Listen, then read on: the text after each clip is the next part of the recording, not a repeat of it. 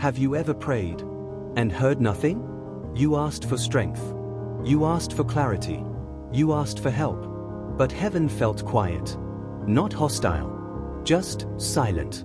You're still struggling. Still tempted. Still tired. Still confused. And a dangerous thought starts forming. Maybe God isn't listening. But what if his silence doesn't mean absence? What if it means something deeper? Tonight, we're going to talk about why God feels silent in your struggle, and what that silence might actually mean. Stay with me. Large blue circle silence feels like abandonment. When you're in pain, silence feels personal. Especially in spiritual battles.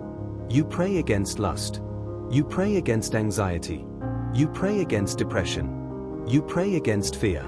And the struggle continues. So you assume, if God was with me, this would stop. But Scripture shows something different. In many moments of testing, God did not immediately remove the struggle. He allowed it to reveal something. Silence does not mean disapproval. Silence does not mean distance. Sometimes, silence means development. The psychology of spiritual silence. Let's be honest. We often measure God's presence by how we feel. If we feel peace, God is near. If we feel relief, God answered. If we feel breakthrough, God moved. But feelings fluctuate. Your nervous system, your stress levels, your sleep, your emotional state, all influence perception. Sometimes God feels silent because your internal noise is loud. Fear, shame, condemnation, overthinking. Silence is often not God withdrawing.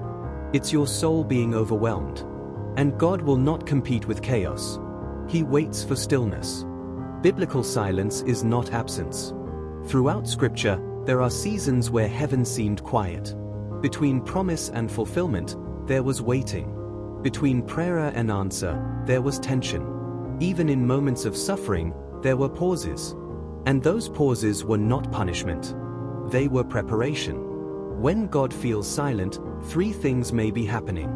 He is strengthening your endurance. He is exposing what you truly depend on.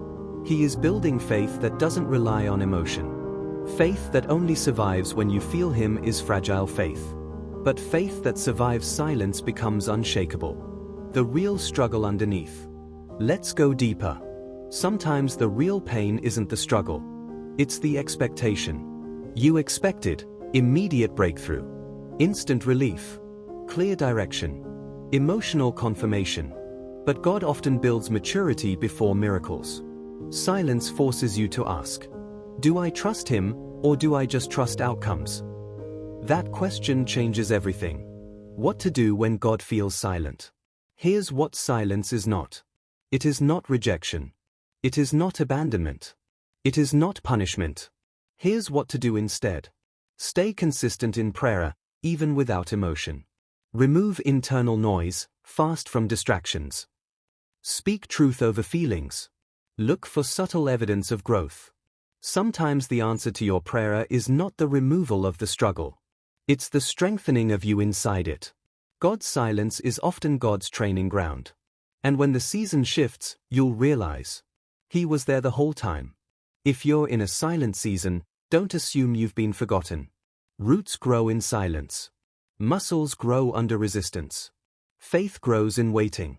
And sometimes, the quietest seasons produce the strongest believers. Stay faithful.